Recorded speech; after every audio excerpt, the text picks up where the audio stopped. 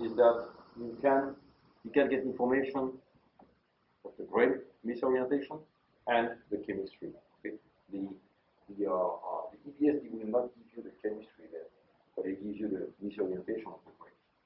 So here in that case, if you take a pipe, one position for 5 across this grain boundary here, you do have an enrichment here in copper, an enrichment in neodymium, but you do have a depletion here in boron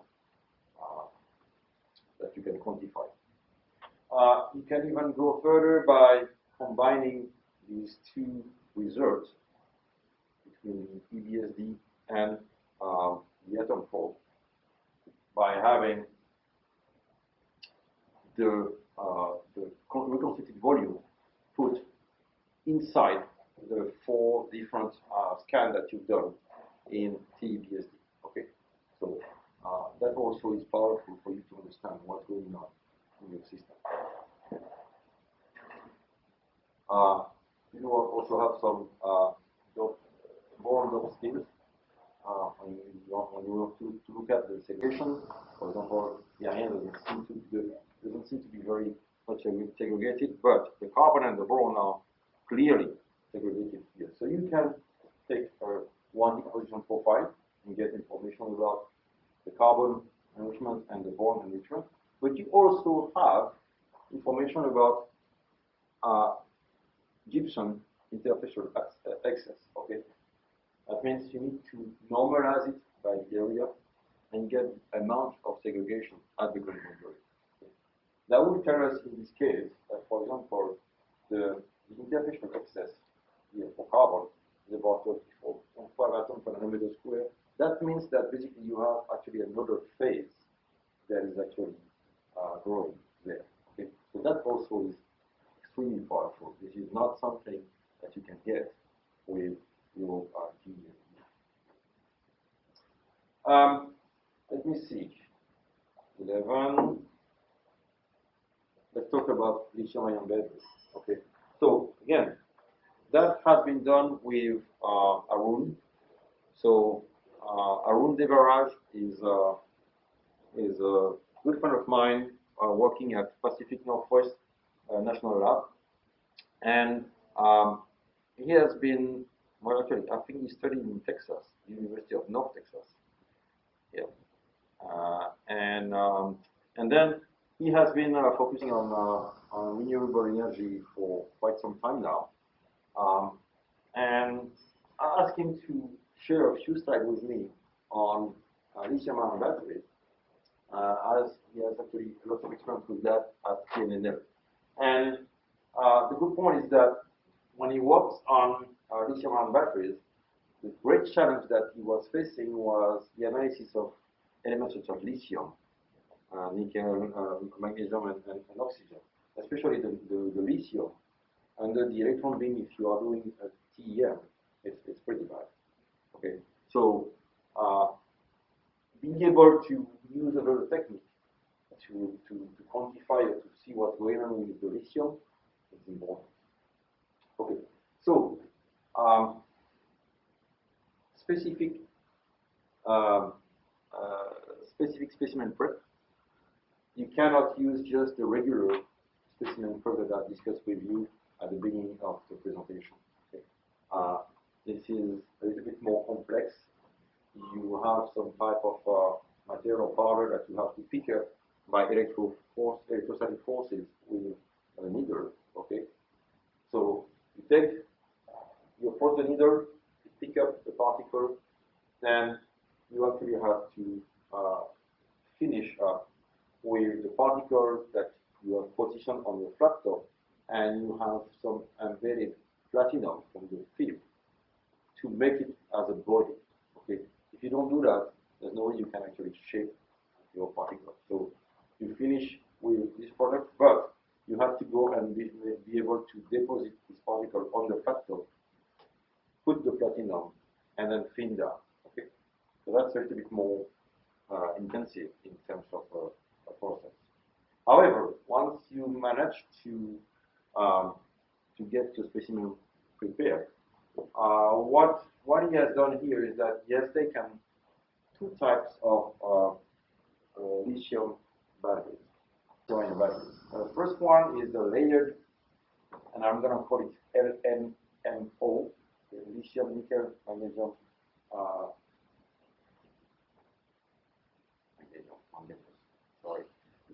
manganese oxide, and the other one is actually a spinner type.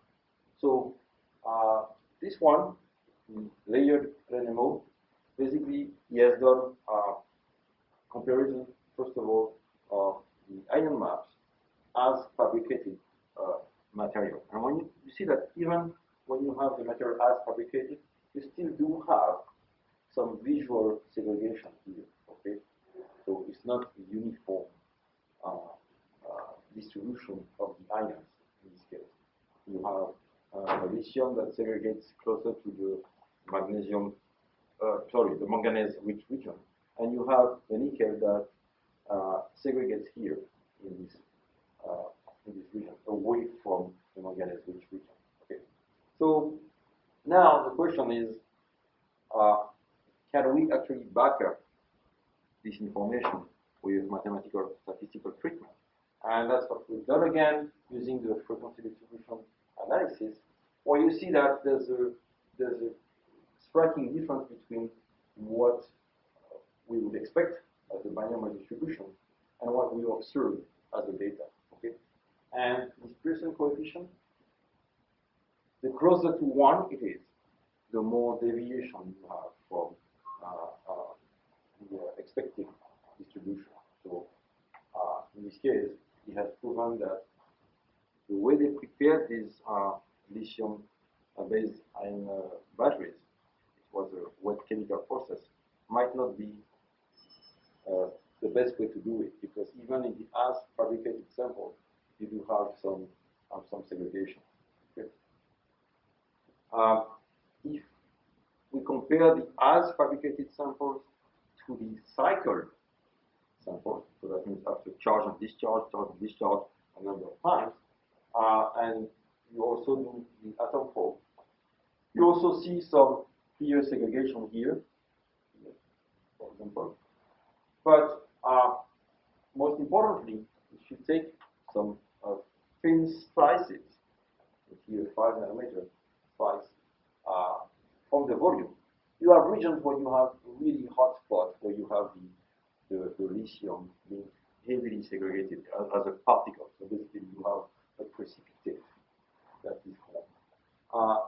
It's easy to understand that you don't want to have that type of behavior in your lithium battery, because that means that your battery will actually become inefficient very quickly. Okay. So this is the type of result that you don't want to see in your material. Now, we could also do some proximity histogram, and we can do it from two regions, from the nickel-rich region and from the lithium-rich region. And from the lithium-rich region, you see that the lithium concentration goes almost up to 100%, and when you go to other where you have particles and so on, while the other composition of the other elements go to 0. In the nickel-rich region, you do have enrichment here in nickel, but you do have also the lithium being devoid or being very, very low in terms of concentration. Okay. These behaviors here would give you a loss of capacity. Okay. This is not what you are looking for lithium ion battery if you want that process to be sustainable there. So he has then compared here the spinner lithium nickel manganese oxide here. So it's a spinner because basically the spinner normally it's the stoichiometry 1, 2, 4. So this and this are equal to 2. So that's why it's 1, 2, and 4. So it's a spinner configuration here. And when you compare the as fabricated atom probe data from the spinner compared to the layered, you see that the spinner seems to be homogeneous. Okay. Again, seems to be visually. Now, if you do a statistical analysis, you confirm the fact that it is indeed uniform in the sense that the Pearson coefficient is close to 0. Okay? It's not the 0.8 or 0.9 that we had before, it's 0.1.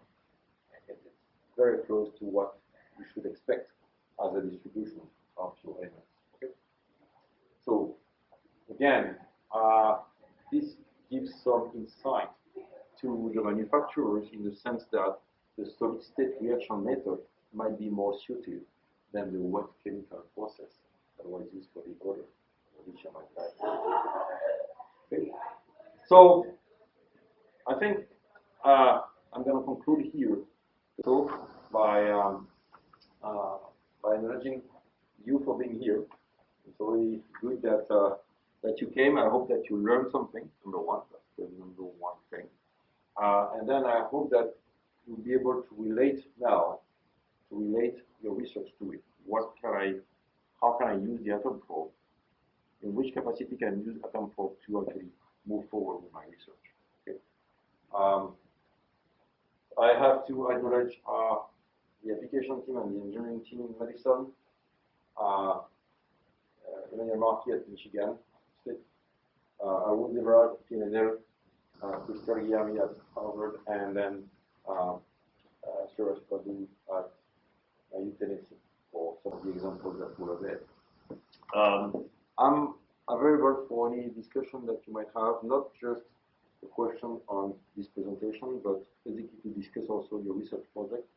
If you have some research project that you want to have some insight on, and I might be able to maybe guide you or tell you if it has been done, or if there's any specific steps that you need to follow before you get to the atom probe. I just wanted, I don't know if you have that in Texas, but in Florida, when I used to study, I had lots of manatees, so I wanted to relate the melted teeth with the manatees, and you know they are very, very similar. That's it.